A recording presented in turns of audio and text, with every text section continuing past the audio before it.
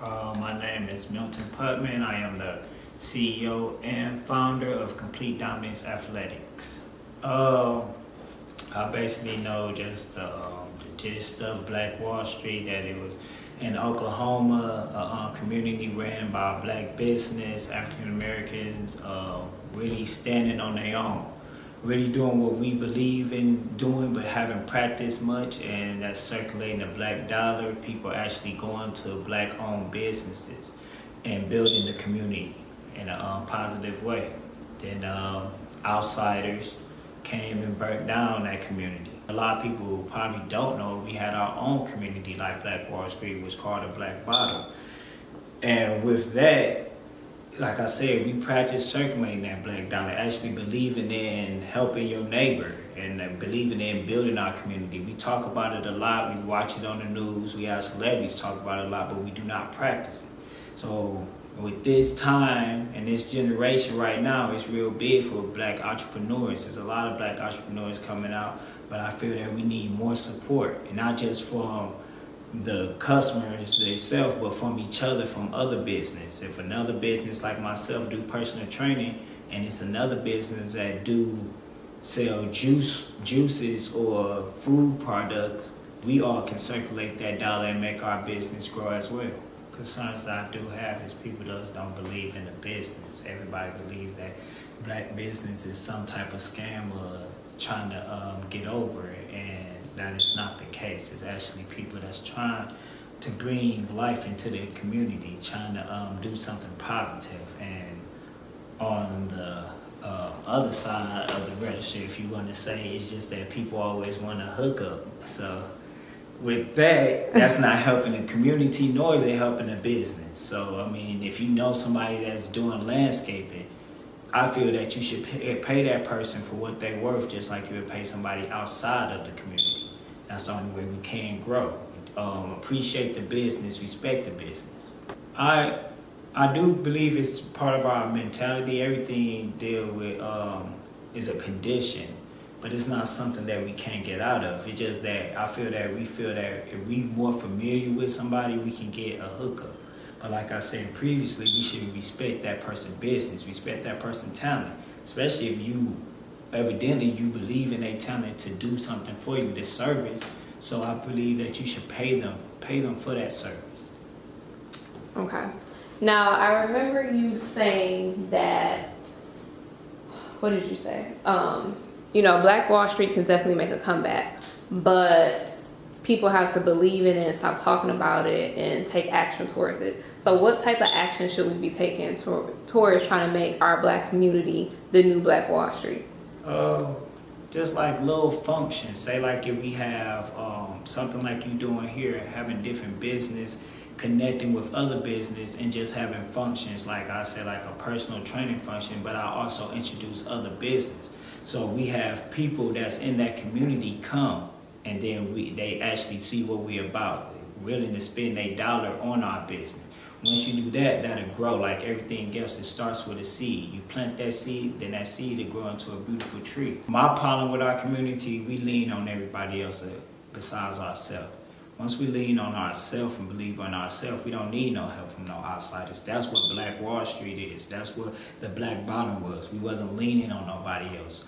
Not to be getting off the subject, just like our leaders. We lean on everything onto our leaders, so then when our leaders are not here on assassinations or wipeouts like with the Black Panther Party, once we don't lean on them anymore, we cripple. When we get to the point where we lean on each other, like I said, like the Black Wall Street, like the Black Bottom communities, that's when we can grow. We shouldn't take the Trump campaign and just believe what he said. We shouldn't even take the Hillary campaign and believe what she said. We should just believe in our own community and grow within ourselves. As an entrepreneur and the owner of your business, it's at some point of time that you have to stop being the worker. You have to be the owner. So if you're somebody that started your job in a garage and you did everything from the books to the taxes to the labor, is a point where you have to start hiring others. And that's why I think another problem we have in our community, we do not hire others. And I'm just saying within our own community. Hire somebody that you know can do taxes. Hire somebody can do the labor. So that's how you expand. That's our problem. We gotta stop being workers. If you're gonna be an entrepreneur, at a time that you gotta stop being a worker and the owner. You have to hire within. Right, my name is Damion Ellis. I am the founder of the Social Scene. Black Wall Street was founded in Tulsa, Oklahoma, and it was basically a self-sufficient black neighborhood where black people were accumulating a significant amount of wealth. They sustained their own communities, their own grocery stores, airports, hospitals, schools, etc., etc., all the way up until the race riot that ended pretty much that whole collective community.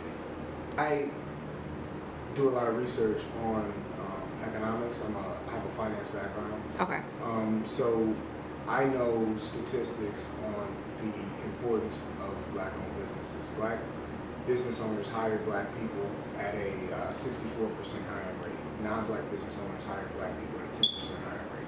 So being in Detroit, for me, it makes most sense for there to be a healthy black-owned business community, seeing as how black business owners are going to be the one that hire the people that make up an overwhelming majority of the demographic in the city.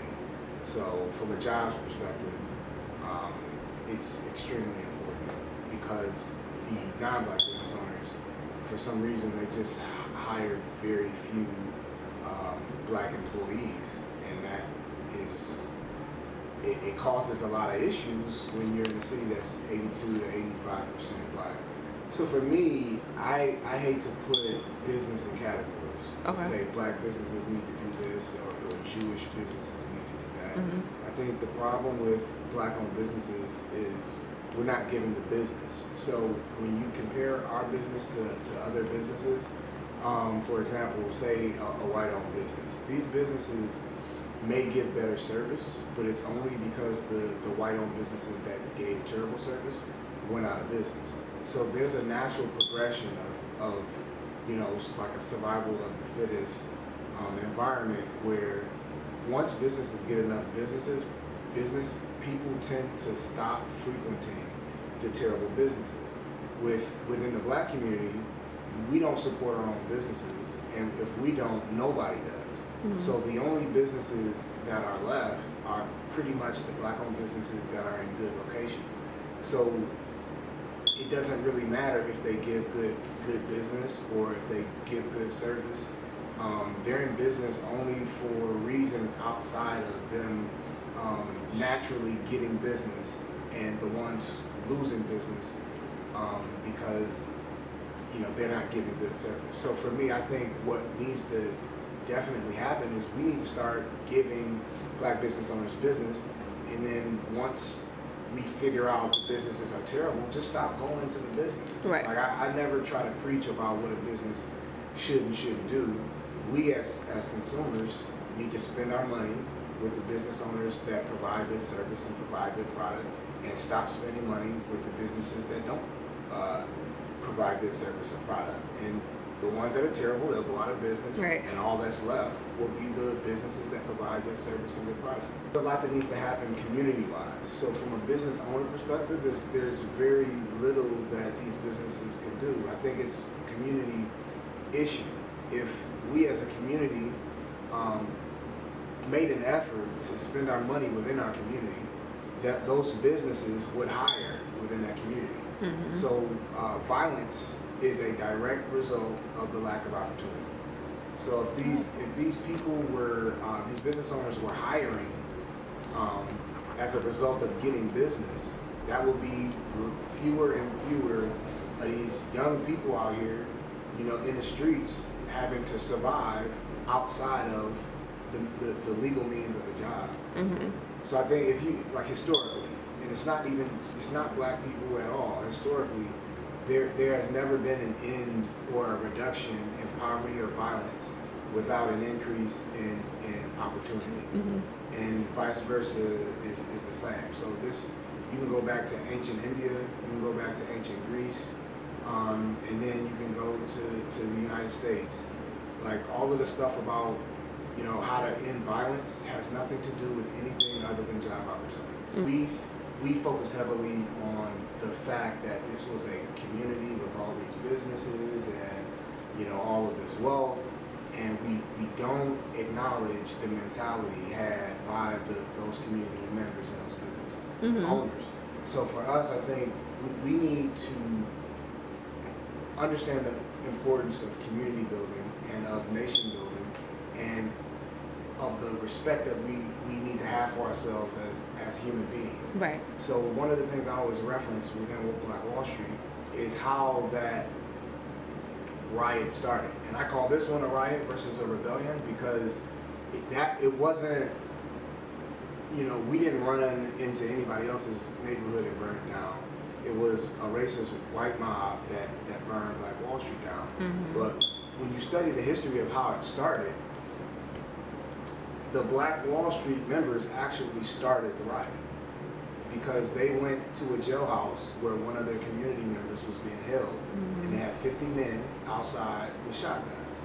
So they were faced with the sheriffs, and then there was an altercation outside with these mob of black men, and that's what started the riot. So the mentality of a group of people who would refuse to allow their fellow community member to sit in jail all night, the mentality of a community that would, you know, gather their own mob with their own shotguns, like that's a mentality that I don't think exists, not only in Detroit, but I think around the country. So I think before we start talking about building another Black Wall Street, we need to understand the mentality of the people that existed within. I'm Terin Thurman. I'm one of the CEOs of Hoop Run LLC.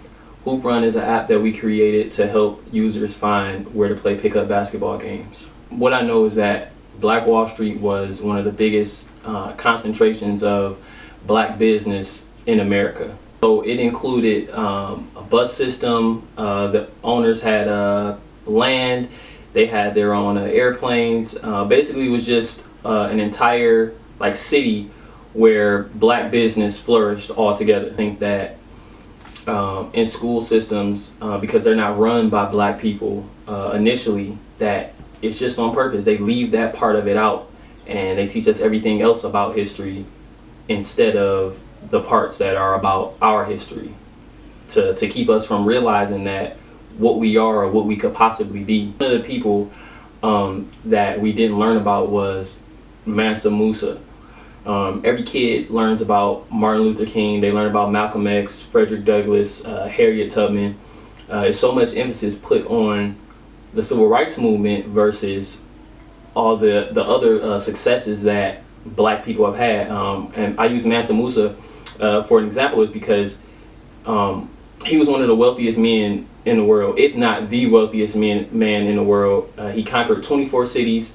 He completely took over and ruled for years and years and years, but nobody ever speaks about it or talks about it because I believe they want our history to be hidden. Well, those parts of it, they just want to show the struggle, what we went through, and how we should appreciate them giving us what they gave us and letting us be here in America. I always say, like, if you knew better, you would do better. If people knew like what they could become or the possibilities of what they could have or who they could be, then they would try to do those things.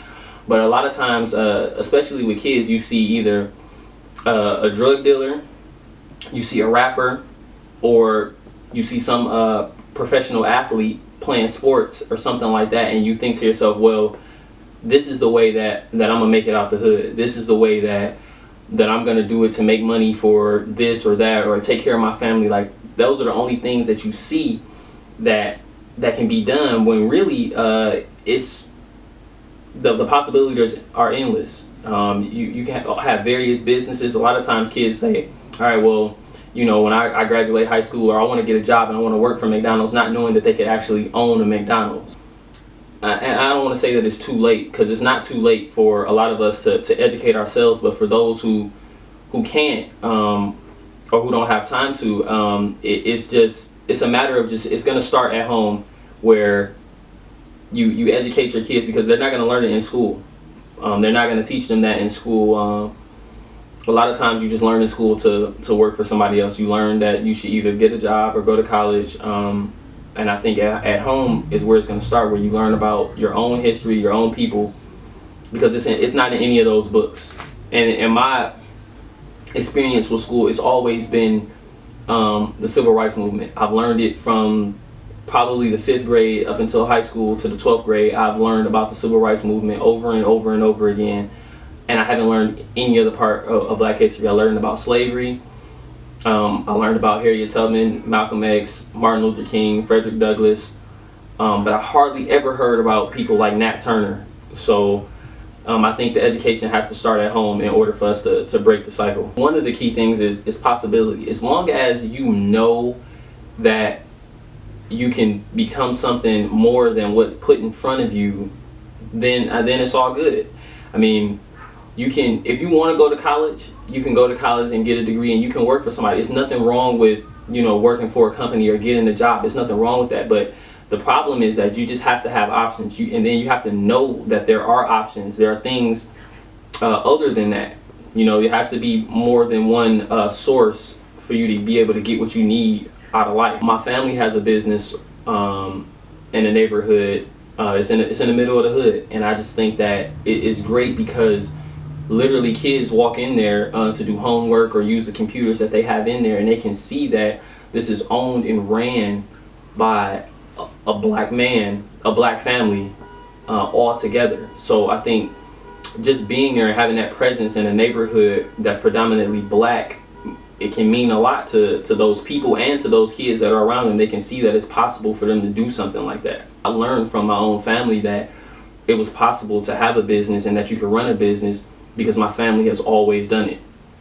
So with our upcoming app, Hoop Run, is going to be geared towards the community, for kids to be able to find runs, open basketball runs in the city. You can do these things basically for free if you decide to attend classes or lectures about things such as credit or Black history or anything like that pertaining to us in particular. When you do those things, then that opens up, the rec center for you to be able to go and do whatever it is that you want to do, all for free. They'll have somewhere to go. I want to have these places like in the inner city, and not just around the most popular areas, but in the inner city, so that everything's within walking distance, or maybe you can catch a single bus to get there, so that you have something to do, so they don't spend a lot of time sitting out on the street. Most of the time they can have a place that they can go to and actually learn and have some fun at the same time. One of the first things I think we need to do, especially the older generation, is to inspire the youth to do these things, to open businesses, to just take a chance and do what it is that you like doing, and see if you can build something from it. The second thing is, I think, being together. A lot of times I feel like Black people are just so against each other that it's just hindering us. It's stopping us from being able to reach our full potential, because we just don't understand the importance of being together. And I understand that we were put in it that way systematically. It's the crabs in the barrel thing. I think that if we can just get over that we can be a lot better, and that part of history that was history can be like our future.